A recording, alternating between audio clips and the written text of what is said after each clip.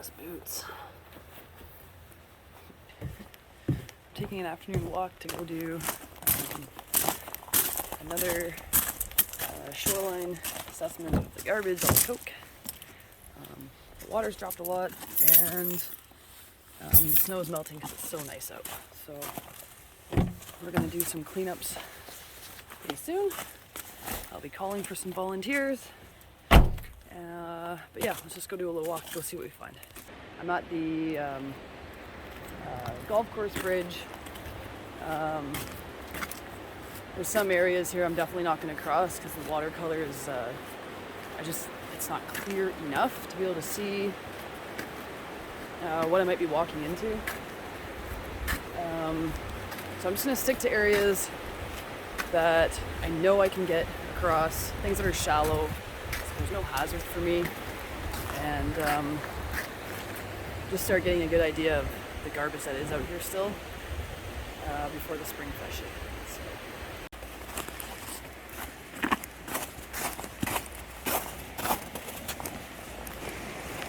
Great. So this is the first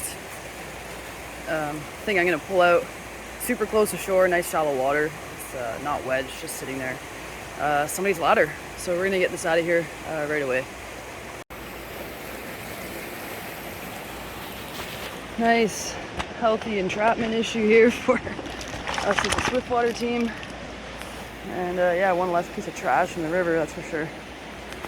For now, I'm just going to throw everything up on these banks and then take note of where it's at so that when we do the full clean out, we can just grab it and go.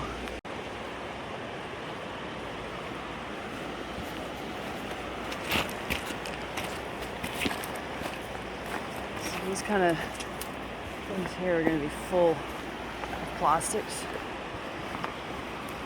Like we've got here.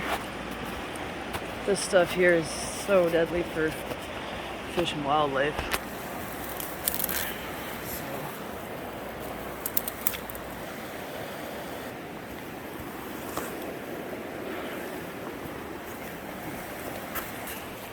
Small plastics.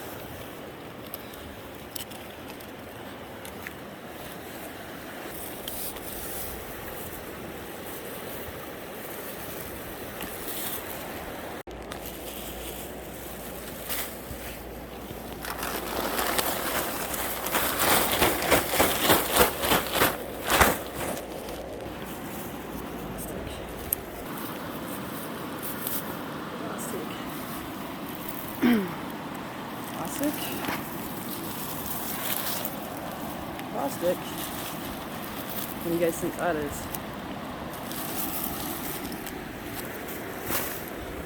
I don't have a lot of time today. I'm kind of on a lunch break. So I grabbed a lunch to go and here we are. So I'm hoping out on these bars right here there might be some bigger things to take note of that can get removed. When we have a full crew, we might utilize some rafts for some things, maybe a couple of tin boats, line them out, just to get some heavier, bigger items. I know for sure lower down there's old rock truck tires and things, and I have no idea how we're going to deal with that. It's been here like 10 minutes. This bag is quarter full, so there we go, perfect. These kinds of things are like super shitty for us, for the Swiftwater world. This is like super dangerous stuff. So I'm just gonna take it up to the edge here, chuck it up there so it can't go back into the river. I know not everybody's got time to do this. You know, I'd usually be fishing this river this time of year, but I really highly encourage everyone, anglers or not, to put your rods down or just, if you can, you know, put a little bit of time into doing this because it's absolutely nuts. This kind of stuff, not good.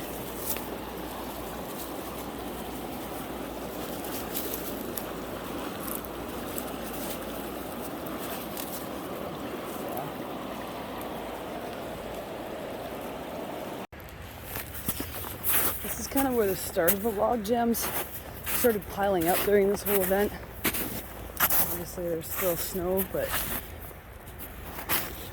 I mean, all of this wood here is someone's structure, but look at the bolts and stuff sticking out.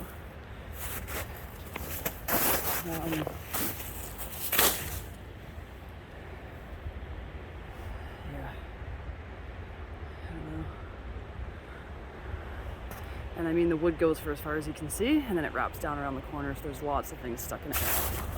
Also, there's a group on Facebook called Salvage Items from the Coquihalla. I started that shortly after the floods and started doing the cleanup and hearing about, you know, all the things that were lost.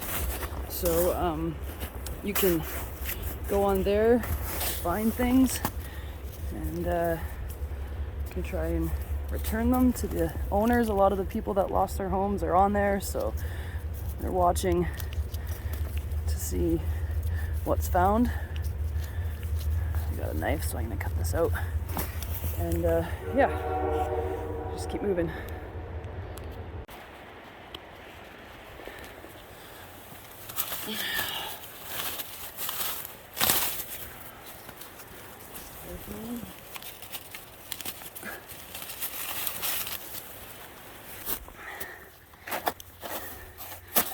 Door off somebody's house.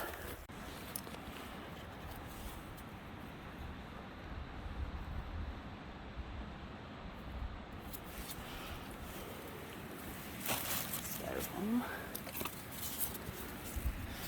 Ooh. Lots of it.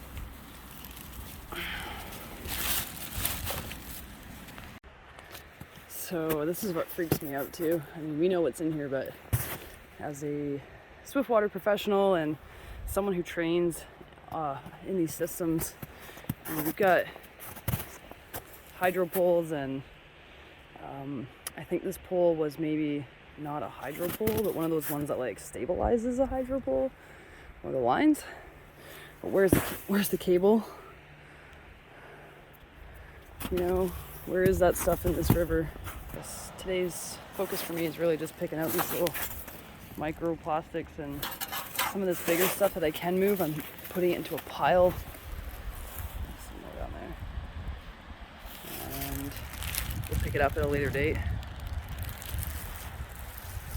Even that's something that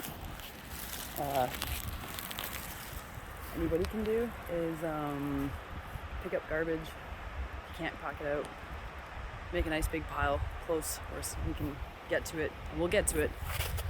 Definitely try our best. Okay, this is the stuff, man. This is the stuff.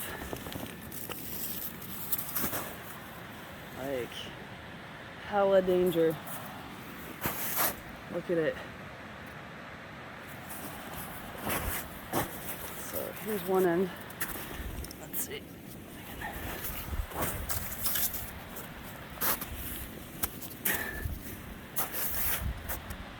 Okay. Also, I just realized walking over here, I think I mentioned it before, there's a missing 40-foot sea can. I'm gonna reach out to this person today. Is it possible that this could be a piece of a 40-foot sea can? Because if it is, that is a serious, like, it got mangled. That's f***ing straight steel, man. That looks like it. I don't know.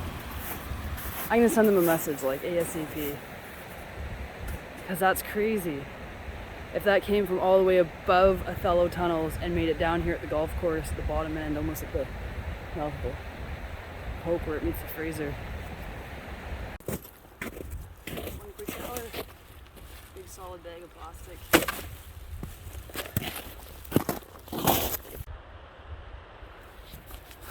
So it seems just like peanuts, right? Like every bag is like nothing. But I want you guys to stay tuned, because I'm going to be looking for volunteers for some of this type of shoreline cleanup here. And then I have a very specific cleanup that'll happen in an undisclosed area at this time. I've reached out to some people already, and that's going to be more of a done by professionals as far as in the river. Has to be the prime conditions as far as water, clarity, levels. And it'll be very slow and tedious, I would think. But every person that comes out to help us, I mean, you're not just helping us up here in Hope, but this stuff goes all the way down to you guys in Vancouver. So let's do our best to get it as much as we can. And that heat in the air, that feeling of spring, is absolutely amazing.